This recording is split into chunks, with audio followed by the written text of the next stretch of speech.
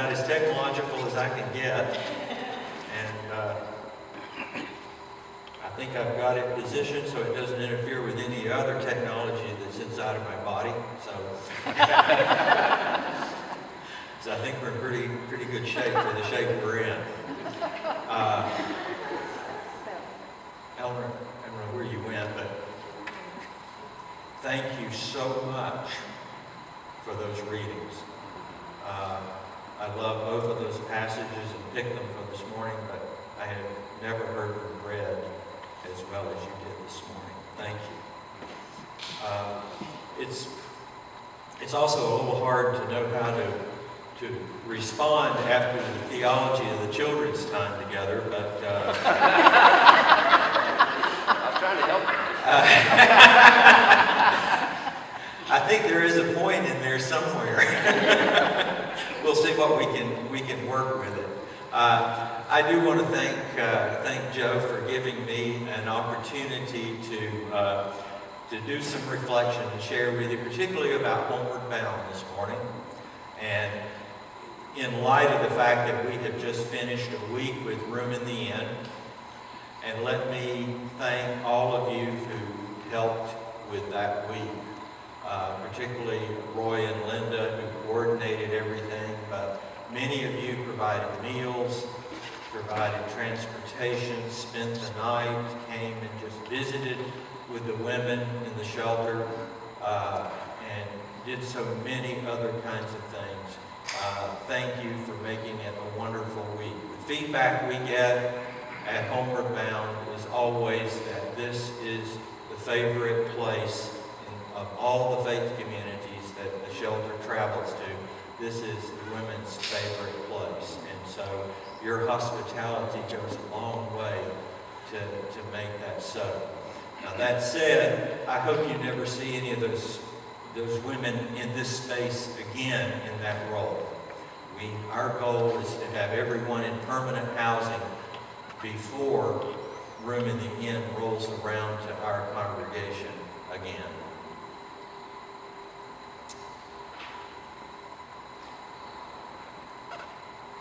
One of the things you may not know about me is that I love to walk labyrinths. Ever since I walked the one at Grace Cathedral, I don't know, maybe 20 years or so ago, I have resonated with this spiritual practice. How many of you have walked a labyrinth? Okay, so you know what I'm talking about. When Tareen and I built our house 4 years ago, a good friend of ours who designs labyrinths created one for us in the woods adjacent to our house. It's laid out in the Celtic tradition using dowsing or divining rods with the idea that the earth holds a spiritual power that we need to identify, find, and connect with. So our labyrinth is quite different from many of the traditional labyrinths that you might see. It's not particularly circular. It's not centralized. The center point of the labyrinth is not right in the middle of it. It's a bit treacherous. It's in the woods on a hillside. There are uneven steps, requiring that you use care and sometimes a walking stick not to fall, and sometimes you fall anyway. Or you have to, and you also have to focus because of the way the path goes. It's very easy to lose your way. The labyrinth is much like the pilgrimage of life, and it's a good place to stop and to sit and to reflect along the way. But ever since I began walking our labyrinth regularly, I find myself looking and seeing labyrinths everywhere. Now, I'm a morning person. I don't know if you are or not. Some of my closest friends are not. But I'm usually up around 4:45 in the morning. Not energetically, but I like to sit and think and reflect and have coffee. maybe watch the news, kind of begin my day very gradually, early in the morning. Now, it's not my everyday practice, but occasionally I get to my office at Homeward bound around 6:30 a.m. I turn on my computer, I check my calendar, I grimace at my to-do list, I grab my absolutely essential cup of coffee, and then I head across Patton Avenue to our A Hope Day Center. And then one day, doing that, I saw it. A church van is parked in front of A Hope, just like this morning. Women from room in the inn are getting out and heading into the center.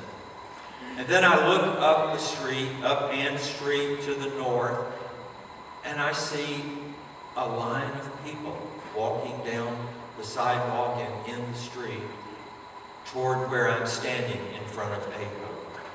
And then I look down Ann Street and to the west, and there is another line of people coming toward where I'm standing in front of A Hope.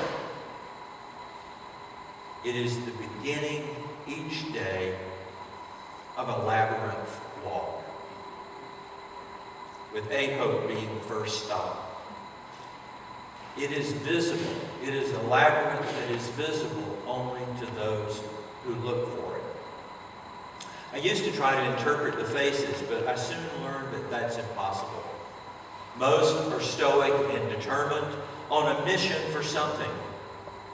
It's unclear to me whether the mission for a person might be a shower and a cup of coffee, or work and housing, or just to survive another day. More than a few smile, and almost everyone speaks, if nothing but to say, "Good morning." I wear a name tag, so those who don't know me will be aware that I am connected to Homeward bound, and that I'm friendly, and that I'm welcoming to them to their first stop on the labyrinth.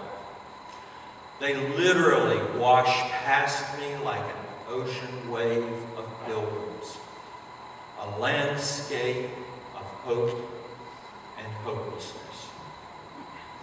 In a short while, they will continue their labyrinth walk to places like the health department, social services, the library, Pritchard Park, Goodwill, the Haywood Street Congregation, lunch at one church or another, to see an attorney helping them with benefits applications, to talk with one of our case managers about permanent housing, to attend a 12-step group or another support group, to the hospital emergency room, and on and on and on.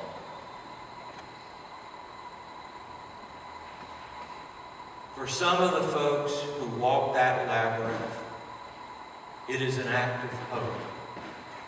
They are holding on to a faith that tomorrow, if not today, will be different and better than yesterday. But for others, it is a walk in hopelessness. They have been literally beaten up by the events of life, and beaten up and beaten down so much that they no longer have trust in anything better and no trust in anyone. They walk a thin line between completely giving up and living in total despair. I find it hard to tell who is who, because I'm not one of the social workers, one of the case managers who are dealing intimately with folks. I just know a few people.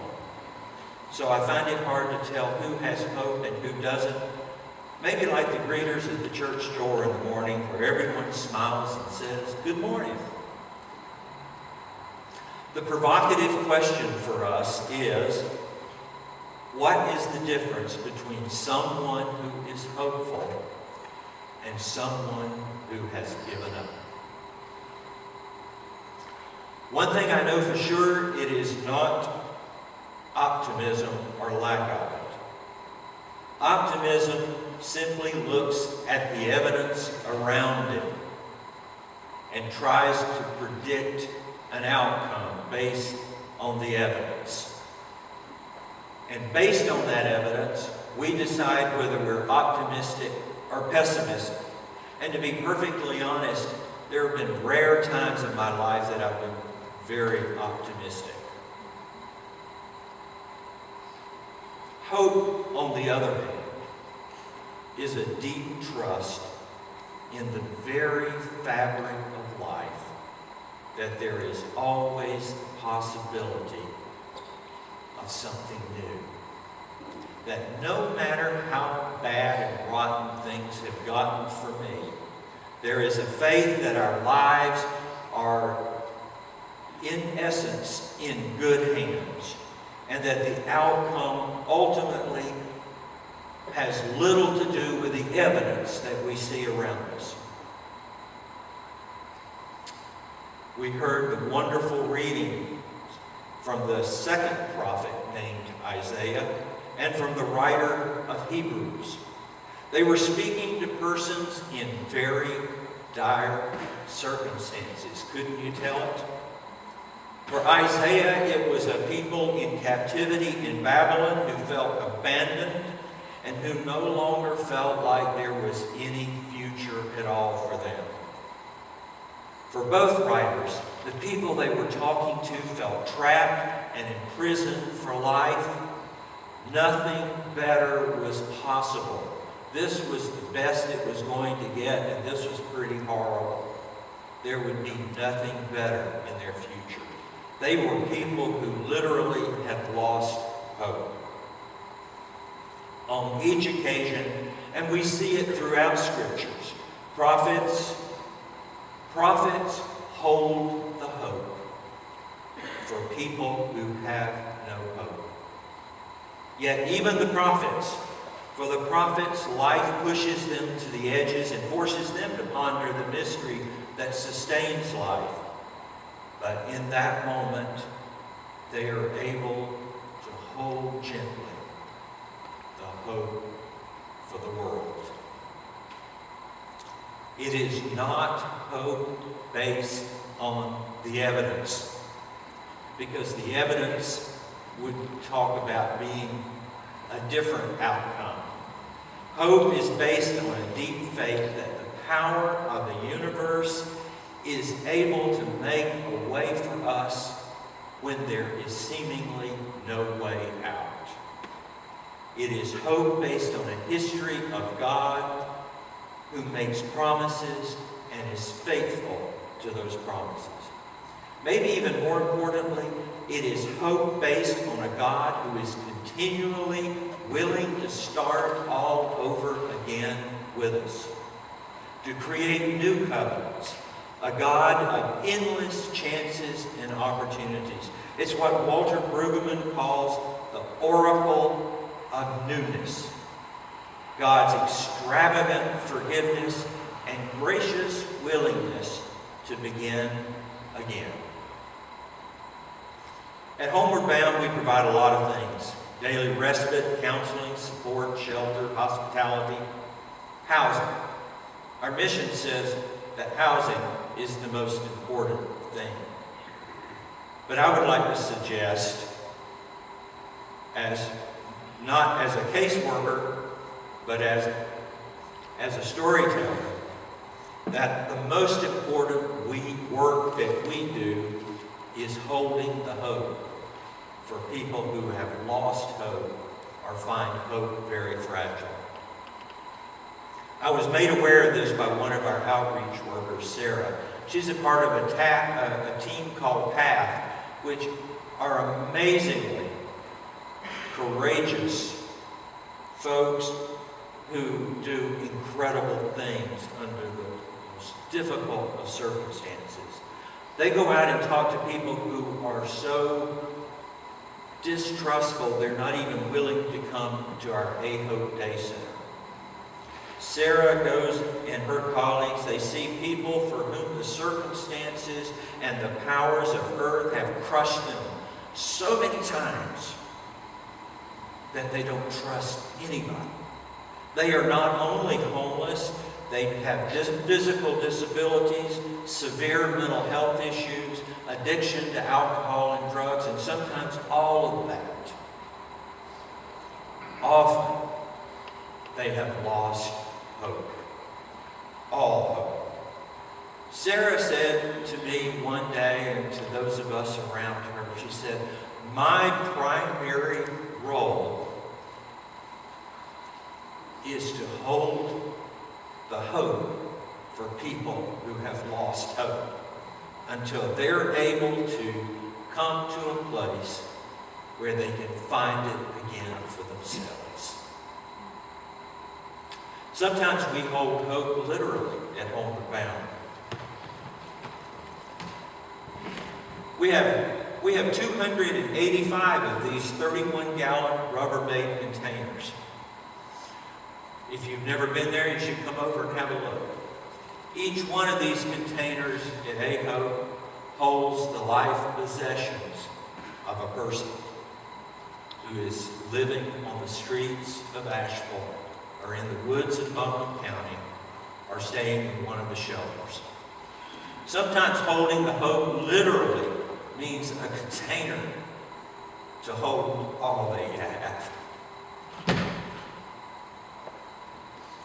Homeward Bound is not a religious organization. We have to always be clear about that. But I personally find it to be radically spiritual. It's spiritual when our social workers are willing to stand with someone until that person is open to new possibilities and ready to move forward. It's spiritual when we declare that we will never give up on anyone, that when someone falters and stumbles along the way, we will give them another opportunity. Let me tell you about William. William's 50 years old. He's diagnosed schizophrenic. Because of his mental illness and without adequate treatment, he became homeless when he was 19 years old. He was homeless for 31 years. Needless, you can only imagine what 31 years of living on the streets or in shelters would do to somebody. I don't know how long we walked alongside of William and held the hope. It was a long time. It was years. And I don't know what happened when the moment occurred. Whether that maybe it was because he had begun to trust one of our social workers or one of our folks that were walking and holding the hope with him. I don't know what it was. It's still a mystery. But one day, he said to his case manager, "I'm ready to go inside. I need a place to live. I can't do this anymore." He continues to live a productive life in an apartment with the right mental health service and the right medication and the right support and companionship. And then there is Sam, a Vietnam veteran, not Afghanistan or Iraq, but Vietnam. And he's been homeless for decades, experiencing what began as post-traumatic stress disorder, but has, over decades of homelessness, become many other things. Sam was one of those people that every agency in this city said, "We have tried to help him, we have tried to get him to change his life. It won't work." he is a lost cause, and you should not waste your money and time dealing with him.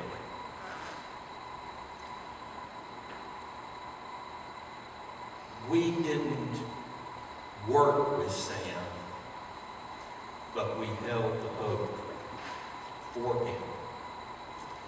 That's not an investment of resources that a traditional social service agency would understand. But when you walk alongside of someone holding the hope, it makes a world of difference. And again, like William, there was a time when I don't know when it happened, but a point when trust was built, and Sam said, I think I'm ready to go inside. It wasn't easy even then, because he was so paranoid and so distrustful of the world but our case manager came up with this brilliant idea. Sam was sleeping in a tent in the woods, and he would come into the apartment that we had rented for him, maybe like 30 minutes to an hour every day. Finally, the case manager had this great idea. Let's just move the tent to the yard of the apartment building. So we worked out all the permissions and everything. We moved Sam's tent into the yard. He would sleep in the tent at night and then spend a little bit of time each day in the apartment. Eventually, we moved the tent up onto the front porch.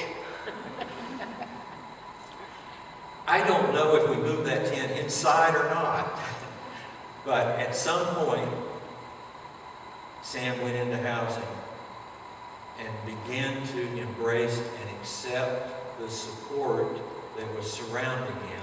And somewhere, he found hope.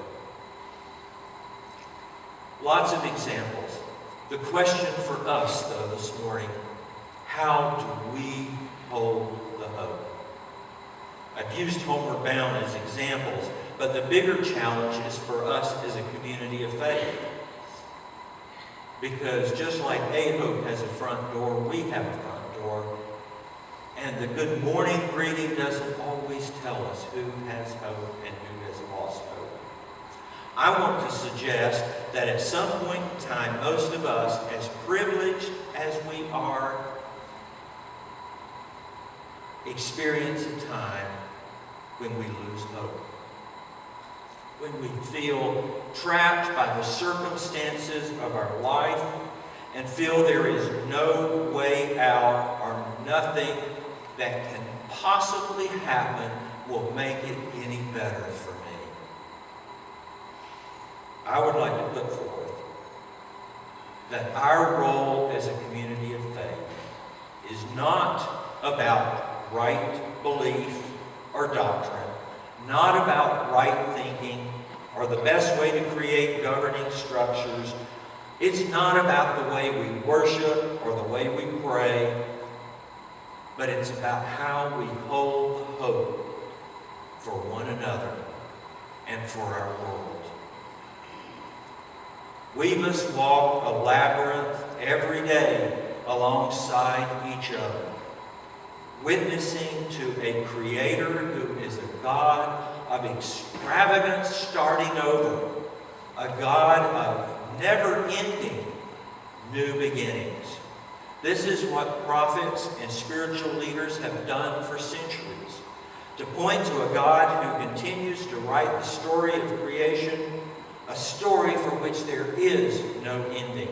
No matter how awful our circumstances become, God has a history of enabling us to start over, a gracious generosity to help us find a way out that will take us to a better place. Until we get there, our companions along the way hold the hope gently for us and remind us that our current experience is not the end of the story.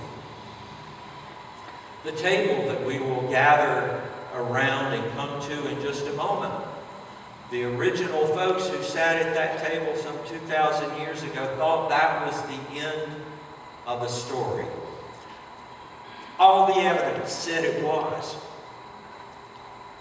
But something happened, and there was a new beginning, and hope began again.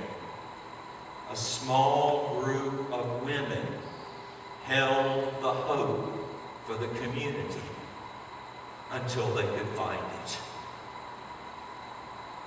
One of my favorite lines from a movie is from the film Twin Falls, Idaho. A poignant, painful film. Toward the end of the film, one of the characters who is dying says these words: "In time, every sad ending will become happy. The sad ending is only because the author stops telling the story. But it still goes on. It's just untold." The God who creates the molecules in the most distant stars and the same molecules that make up our bodies is the God of the universe, connected to everything, who has a never-ending story. Let us rest our hope in the next chapter. In the meantime, let us hold the hope by doing what Bruce Springsteen suggests in one of his songs. Let us walk together, travel side by side, help each other stay in stride. But you and I know what this world can do. So let's make our steps clear that the other may see. And I'll wait for you if I should fall behind. Wait for me. Hold hope.